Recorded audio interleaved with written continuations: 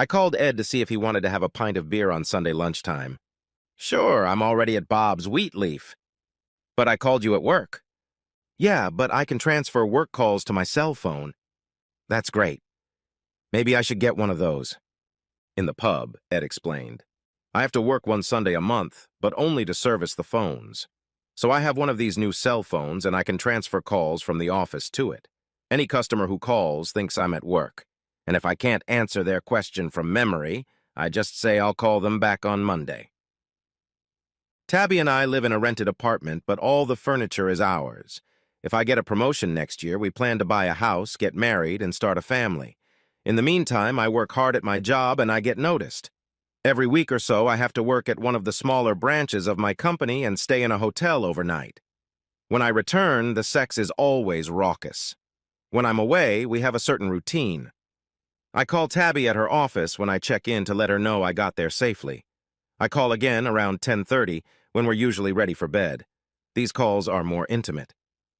One Tuesday, it was Bristol, and we went about our usual business as I went to bed. Back at work, I turned in a report on Bristol and was called into Frank's office. The manager from Bristol, Carl, was impressed with your work, Bob. He asked if you'd like to take a permanent position there. Wow. He never said. No. He thought it best to discuss it with me first, in case I couldn't let you go. Are you interested? You bet I am! Well, the situation is this. You're going to get promoted next spring anyway, but next month you can get the same offer. I don't want to lose you, but I don't want to hold you back either. I know you come from the West Country, so I thought you'd probably want it. I want it. And there's another advantage. The guy you're replacing has already left, and Carl says there's 3 months left on the lease on the apartment. If you want it, they'll hold it for you. It'll be easier to get started that way until you get yourself sorted out. I really want it, Frank. 3 weeks, then. I wrote my resignation letter and spent the day quietly. I decided not to share my news with Tabby because I suspected she was having an affair with a coworker. It sounds very arcane, but I'm a logical thinker. That's what I'm paid to do. I took care of the problem, and I was sure she was lying to me. Lying has its own psychology. If you're gonna lie, you gotta lie big is bullshit. A person having an affair will intersperse their lies with as much truth as possible, but the other person's name will loom in their mind. So they will mention it. That way, if it comes up in conversation, they'll back up. Oh, X? You remember X. I've mentioned him before. I mentally flipped through our recent conversations about Tabby's work and coworkers, then picked the name she mentioned most often, Charles. Is he your boss? I asked. No, my boss is Richard. But when we're seconded to a project, we go from line managers to project managers. On Project Omega, I report to Charles. That wasn't all. Charles had only been working here for a few months. The other employees really liked Charles. Charles was divorced and lived alone. Charles was quickly promoted to director. It was never mentioned that Charles was tall, handsome, etc. Sometimes you leave clues by what you don't say. Maybe Tubby wasn't having an affair, or had one, but not with a coworker. However, all odds aside, my candidate was Charles. And if they were guilty and I had a violent nature, they both had to pay. I looked around for more evidence but found nothing. I have a vengeful nature that is usually well hidden. Blood would be spilled if Tabby was playing away from home. But until the situation got out of hand, I was willing to back off and give her the benefit of the doubt. So I quizzed her. You're never going to have an affair, are you? I'll be furious if you do. Where did that come from? She asked. Will you answer it? Of course I'll answer it. No, I would never cheat on you. There's no point in asking. It's just nice to hear it out loud sometimes. Is that what you're going to have? Is that what we're talking about? I wouldn't, I said. I'd leave you if you did. We walked away from that little conversation and avoided each other for an hour. A week later, I went to Coventry. It's not often you get weeks in a row, Tabby said. They've got serious problems, babe. I might have another trip next week. I still hadn't told her about the vacancy in Bristol. That would remain a secret for now. That night from my hotel room, we moved on to a bedtime phone conversation, and I included, I hope you're going to bed alone. Not that. Of course I'm tucking in. Are you sure you don't want to eat? She asked when I returned the next evening. No, it's getting late. I just need to go to bed. I don't sleep well without you. There were 2 pillows in the bedroom, resting on their corners and leaning against the headboard of the bed. What's this? I asked. It's modern. It looks sophisticated. I climbed into my pajamas while Tabby brushed her teeth. When I finished brushing mine, she screamed. I rushed back into the bedroom and she was standing on a chair squealing. She looked like Tom's big black mom who had just seen Jerry. Spider! The duvet cover was flung to her side and a furry tarantula the size of a saucer was in front of her. I picked it up, brought it up to my face and squeezed it. Bad spider! Scare poor Tabitha like that! I threw it at the bedroom door where it bounced on the floor. He lay on his back, twitched once, and fell silent. It's all taken care of, baby. The hero is back. You bastard! She jumped off the chair. You know I hate spiders. Yeah, well, that was the point of the joke. It wasn't funny. Get rid of it. I picked it up. In the end, he turned out not to be hairy, but rubbery. Where am I supposed to put him? Throw him in the spare bedroom, and while you're there, go to bed. You're not sleeping with me tonight. I went downstairs and put it in the kitchen trash can, wrapping it in newspaper beforehand. I went back to the bedroom. There's no way I'm sleeping in the other room. I don't sleep well on hotel beds.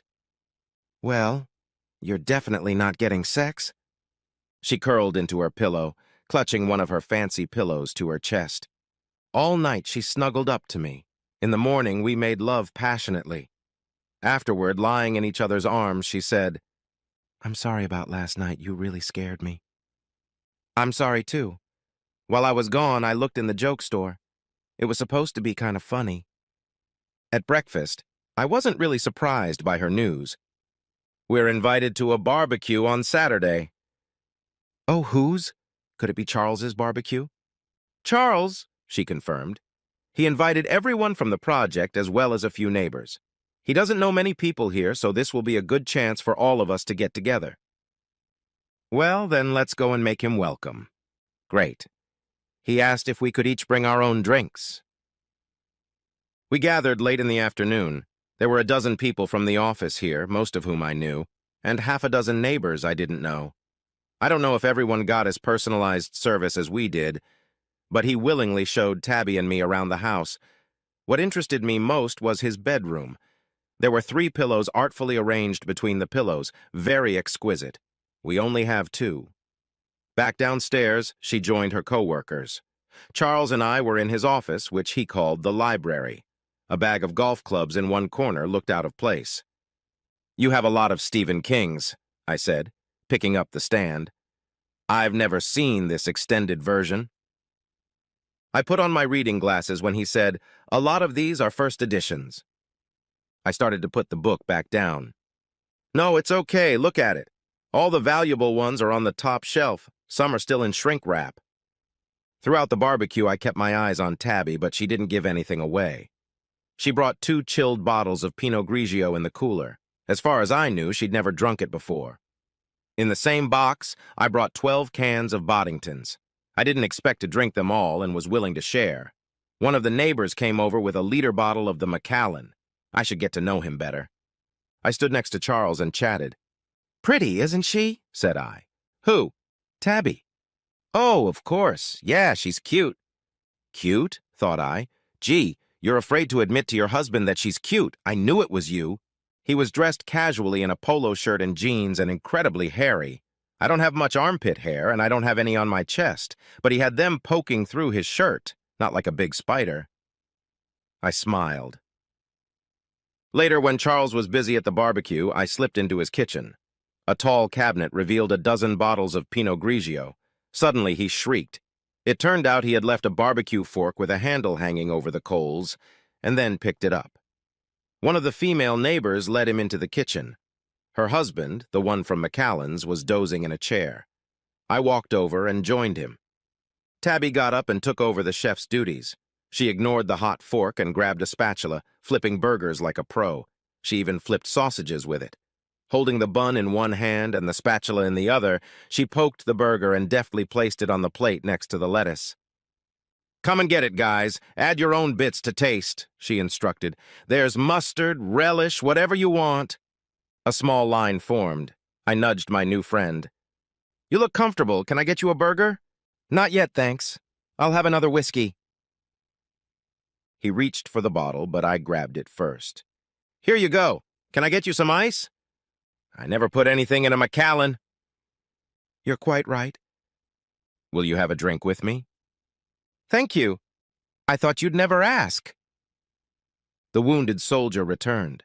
His new nurse was bandaging his arm. "That's a pretty nasty burn," she purred. "Nah." He looked a little embarrassed, and she looked like she wanted to give him a better kiss. She walked over and joined us. "Get up, you lazy pig, and get me a burger. Lots of lettuce." Mr. Macallan sighed and winked at me. I watched Charles and Tabby surreptitiously until we left for home. There wasn't a single touch or glance. He flirted with other women more than he flirted with her. An outsider would say there was no evidence of an affair, but I'd seen enough to be convinced. Time to pretend I had another trip to take. "Frank is sending me to York on Wednesday. 3 weeks in a row. Sorry, it's important." "No problem." She was right, it wasn't a problem. Not yet, anyway. In fact, I'd just taken a day's vacation. Tuesday night, I was packing. Something was missing. "Have you seen my reading glasses, babe?" "No." "Damn. I just remembered the last time Charles had them at home. I wore them when I was looking through his books." "Maybe I should call him?" she suggested. "No, that's okay. I need to buy more toothpaste anyway. I'll go and get them." Tabby looked worried. "Bob, I wasn't expecting you." "No, I bet Tabby called you." "I'm sorry to intrude, Charles, but I think I left my reading glasses in your library." "Come on in. Would you like a beer?" "Thanks." We found my glasses next to the stand book where I'd left them. We had a beer, and I asked if I could use his restroom. "That's okay. I remember where it is from Saturday." As I relieved myself, I remembered that he'd said he almost never uses the downstairs bathroom. I pried open the top of the frosted glass window, just a tiny slit. It wasn't big enough for a person to fit through it, even if it was wide open. I visually measured the distance from it to the main window handle. I blushed, and we said goodbye. On the way home, I remembered to buy toothpaste. Tabby left for work with the usual "love you" and "take care." I added, "be a good girl," but that went over her head. Instead of driving to work, I drove to a neighboring town and went shopping. I found everything I needed at a thrift store, wandered there until lunchtime, and returned to our town where I bought a couple of new shirts and ties. I ate at KFC, not far from Charles's house. When I was done, I went into the restroom and came out of there in my second-hand clothes. I walked out into the street behind Charles's house and headed down the path to his house. I was wearing unremarkable running clothes, a cap, and a pair of cheap sneakers. I was still carrying my overnight bag. I climbed over the 6-foot fence and down into the garden out of sight. At the bottom of the house, the toilet window was still slightly ajar. That was a good thing. I had no alternative plan. I pulled my secret weapon out of my bag. It was crude, just an unfolded clothes hanger. Now, wearing gloves, I opened the small window and slipped the wire inside. It caught on the handle of the big window and opened it. I climbed inside and closed both windows tightly. My first destination was the library, where I picked out one of Charles's golf clubs. I've never played, so I have no idea what it is, but it was heavy and had a lot of metal on the working end. Then I looked around his bedroom. From the looks of it, Tubby was expected to show up soon. 2 of his fancy pillows were on the floor at the foot of the bed. The distance between them was just right for someone's knees. A third lay on the edge of the bed. Could it be something for biting? I went back downstairs to the library. They'd never seen these clothes before, only a balaclava put on. I looked in the mirror, unrecognizable. Putting a hat on top of the balaclava, I reshaped my head. Soon, Charles's car pulled up. They'd left work early, wanting to get some business done while the idiot guy wasn't home. I clutched the golf club in my hands, hoping I wouldn't have to use it just yet. I could hear them in the kitchen, opening a bottle. I love Pinot Grigio," enthused Tabby. "Me too.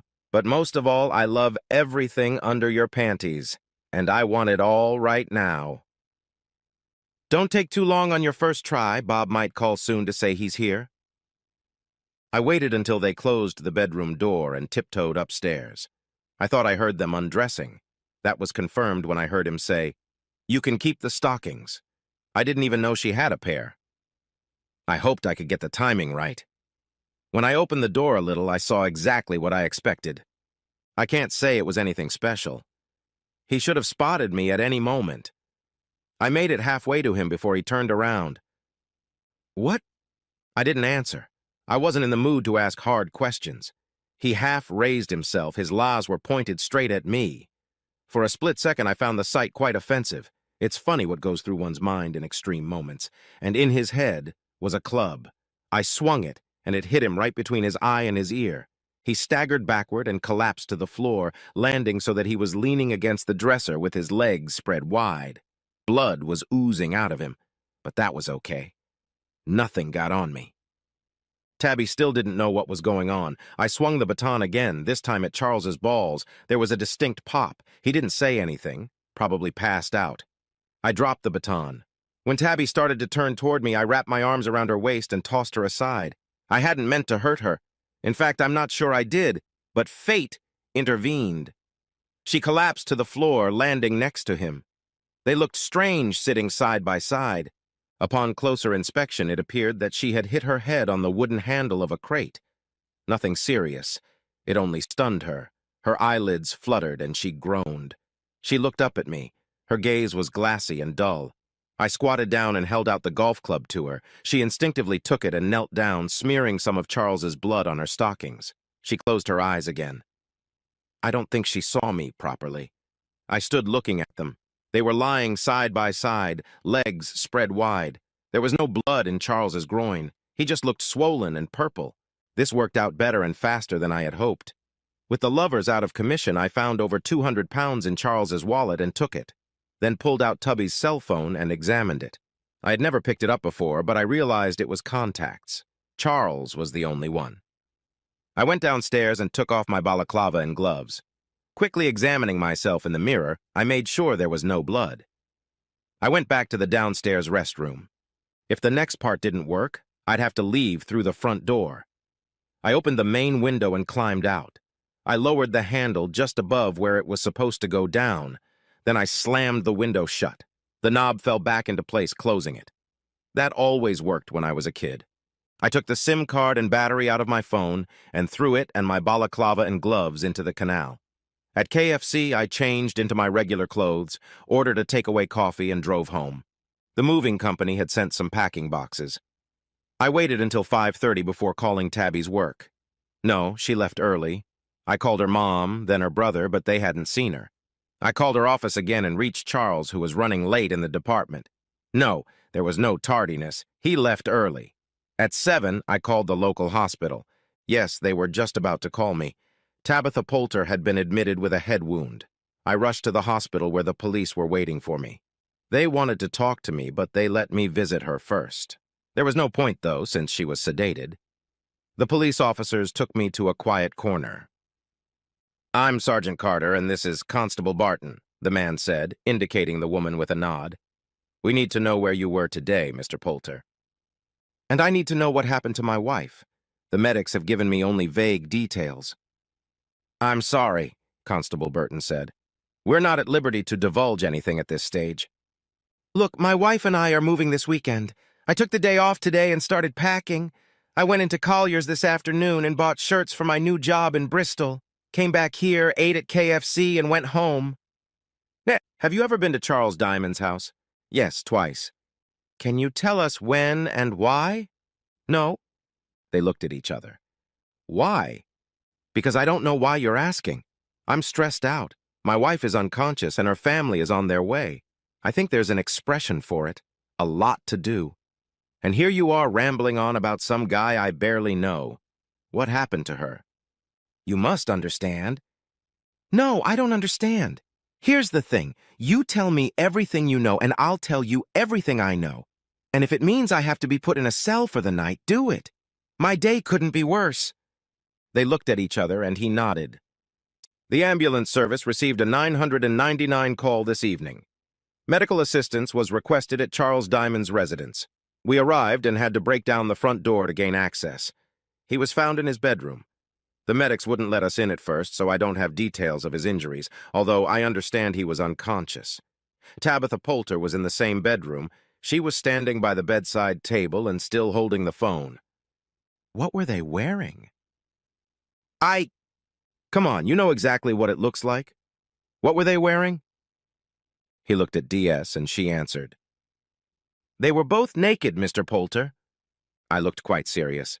Did they have anything to say for themselves? Mr. Diamond remained unconscious the whole time. The nurses reported that your wife spoke in passing about seeing a black man in the room, but there were no signs of forced entry. Thank you. I realize you're not trained to give me an opinion on their injuries. Tell me what you think and I'll tell you everything. Your wife has head injuries. All I know about Mr. Diamond's condition is that it's worse than your wife's. The motive could very well have been robbery. I waited a moment to digest this new information. My wife works at Wade's with Diamond. She and I were at a barbecue at his house last Saturday. I noticed the subtle flirting. I realized later that I had left my reading glasses there and went back to get them last night. Diamond and I had a beer, and I was there for about 30 minutes. Were those the only instances? Yes. They were taking notes. I thought it was smart not to call him by name. After all, I was the offended party. Obviously, it sounds like she was having an affair with him. I continued.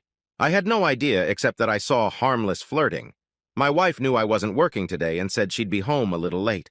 She was working on some project with Diamond. Now I know what it was. We walked around the houses a few more times and stopped. They were standing.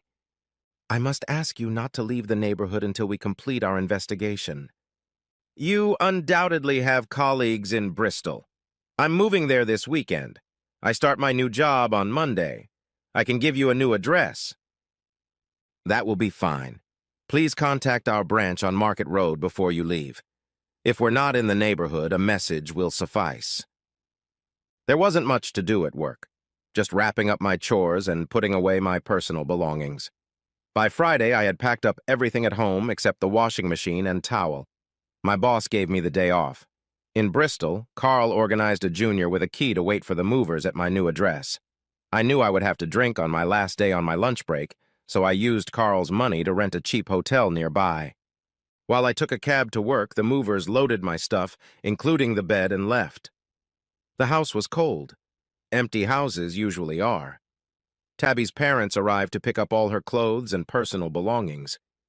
Is this really necessary? Her mom asked. Can't you two agree? I ignored her and looked at Tabby's dad.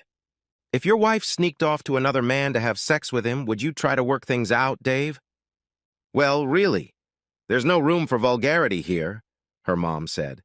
That's exactly what I'm going to tell Tabby. Just get her out of here and don't come into the hospital until I get there. The phone rang. Tabby was coming around. When I arrived, the same two officers were there. Would you like an update before your visit, Mr. Poulter? That's a good idea. I'm in no great hurry to get to her. Mrs. Poulter's fingerprints were found on the golf club that Mr. Diamond was hit with. He's still unconscious, by the way. She's still confused about her thoughts, but she insists she doesn't remember touching the club.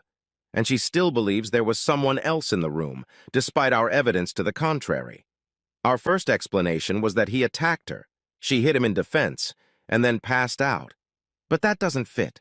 Nothing fits at all. Frankly, a third person would explain the scene we found. But that's only possible if someone was already in Mr. Diamond's house when they got there.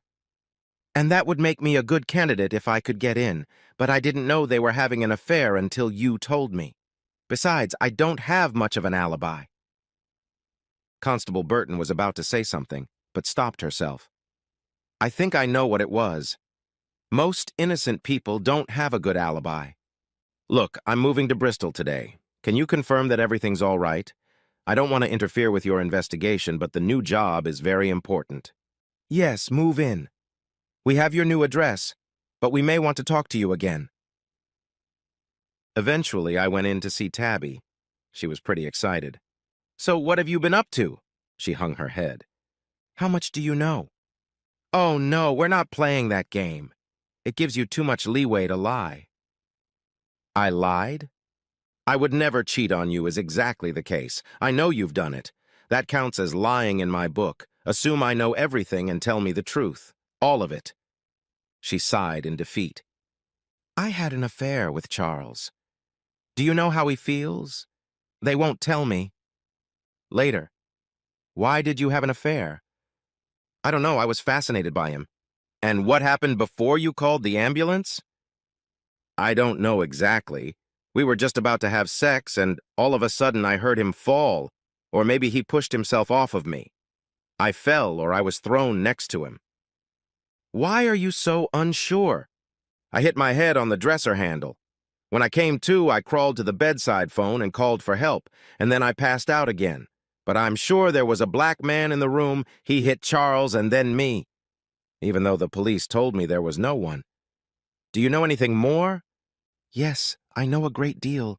Please tell me, I'm so confused. First, you're going to tell me something, and either you tell me the truth or I'll leave. I'll leave. Did you buy a cell phone? Yes and no. Charles bought it for me. To communicate during your affair? Yes. Okay, I'll tell you what I know, but you haven't come out of your sleep yet, so pay attention. Okay. I knew you were having an affair because I called Ed and he was transferring calls from his office to his cell phone. I noticed it when he started calling. There was a pause, and then the tone changed. When I called you from my trip to Bristol, I heard that sound again. So I suspected you had a cell phone and did the same thing.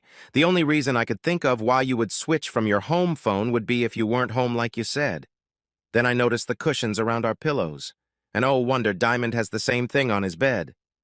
Conclusion? That's where you got the idea from. How am I doing? She nodded sadly. When he burned his hand and that woman took him inside, you took over as chef. We don't have a barbecue, but you took to it like a duck to water. You flipped burgers like a pro, and when you first took over, you reached for the spatula without looking. You've barbecued in his garden before, haven't you? Tears came to her eyes. And for that barbecue, you got Pinot Grigio. It was the first time we bought it. But it wasn't the first time you drank it, was it? No. Diamond has a closet full of that wine. I checked. You're very smart. I'm smarter than you, absolutely. But the best part was the mock tarantula on your side of the bed. And what does that prove? Everything. You thought I put it in the bed while you were brushing your teeth. But in fact, I put it there the previous morning before I left for Coventry. What? I called you, heard the ringtone change, and said, I hope you're alone in bed. And you laughed. But that was impossible. There was a spider in there. So you must be in someone else's bed. Like Diamond's, for instance. She just sat there, tears streaming down her cheeks. Finally, as soon as I left for York, you were there again. Shortly after you arrived, you were on your hands and knees having doggy-style sex, just like a bitch should. Too bad he hurt himself just before he fucked you. Wait a minute! She tried to sit up straight. You can't know those details. You were in his bedroom, weren't you?